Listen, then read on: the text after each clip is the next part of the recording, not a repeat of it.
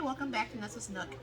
I was thinking about some stuff a little bit ago, and I've been watching too many YouTube videos, obviously, but everybody keeps talking about the pending blackouts, brownouts this summer, and I actually have way too many freezers. I have the chest freezer that is, I hold most of my stuff for my freeze dryer in there.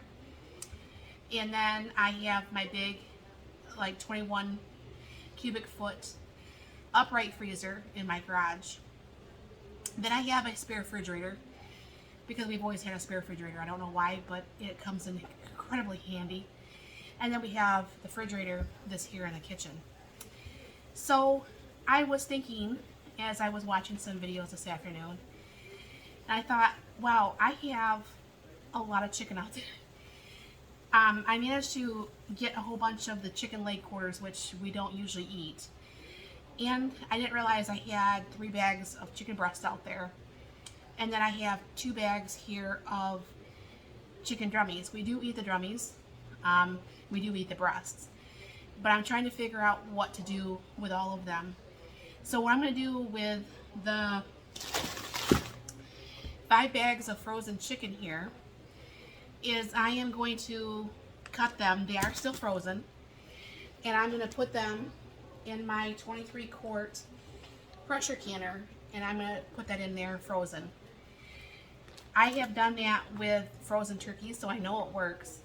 And then what I'll be doing is I will take and debone this chicken. I don't know exactly if I'm going to freeze dry it yet. I don't know for sure if I'm going to can it into like a chicken with some broth. I don't know for sure if I'm going to make like chicken noodle soup. I'm not for sure what I'm going to do with it yet. But if I had to combine my freezers, I want to be able to do that without too much trouble. Okay, we're back. Last night, like I said, on these, I don't know what I was thinking. I claim insanity. I was wondering why everything was taking so long, not realizing and remembering that all the meat was actually frozen. So I got the 9 of the pretty much taken off the bone chicken in the pressure canner. I have 5 breasts here, and what I'm going to do with these is I'm going to do what is considered the dry canning method. I'm going to cut these in small strips so you can have them for like fajitas or whatever. And then I'm not going to add the broth that I added to the chicken pieces because I do like the taste of the dry canned a little bit better than I do the one with liquid. But obviously with pieces you can do the gravy and that made more sense. But I'm going to go ahead and I'm going to start cutting these. Now these are almost all the way cooked, and I'm just going to do them in small strips. And obviously I got my nice Cutco knife again. I'm going to just do these in small strips. I might have to cut some of them, you know, in half once it gets longer pieces like so. But each jar will get canned for 90 minutes. You are going to put the chicken in there, wipe down the lid with vinegar because, you know, it could get any kind of grease and you don't want to do that. Then we're going to go ahead and put the lid on there, and then go ahead and actually put a band, and we will put it in the pressure canner. And then cook this for the 90 minutes, and then we'll come back and I'll show you what all that looks like. I will go ahead and cut this in half now, and I'll show you on 1 quart here where I'm just going to dump this in, and I'm just going to pretty much kind of like pack that in there. And it should be enough. Like I said, it's just my husband and I for dinner. So there should be more than enough chicken in one breast between the two of us. And like I said, I will dry can these, and I will clean around the rim, put the lid on there, get that in the pressure canner, and I'll be back. Okay, I'm back for a little bit here. What I did is I got pretty much 1 pound, or 1 pound, one breast per pint jar.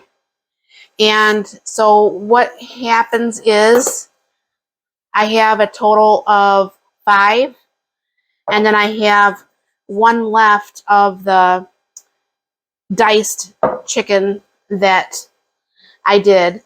So what's going to happen is when the canner gets done here is we will go ahead and put these in. It probably might be a little bit of a late night, but that's going to be okay. I can choose to do the 2 canners. A lot of people don't like to do 2 canners even on the electric stove. I have not had a problem, thankfully.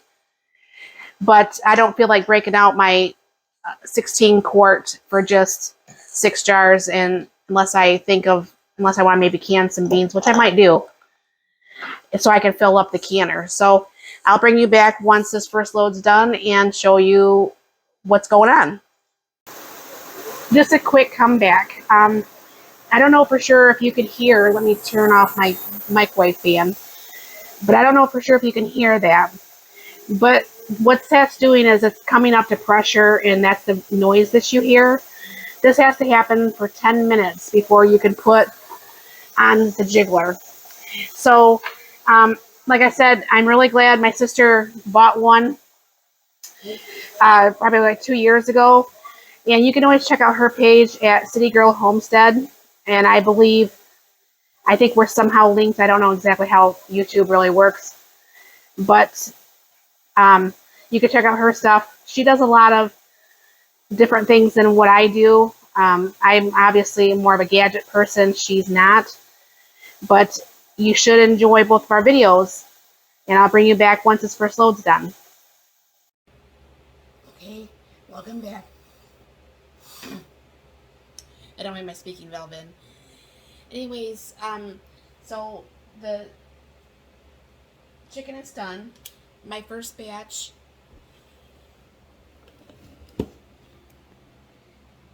is done.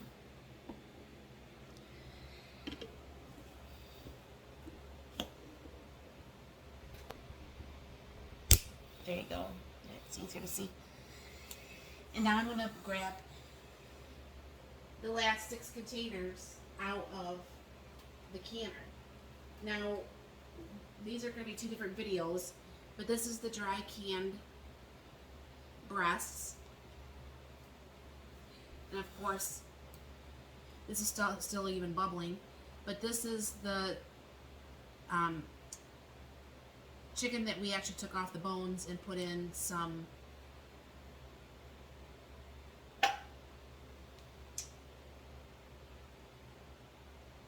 broth. Sorry, I couldn't think of the name there.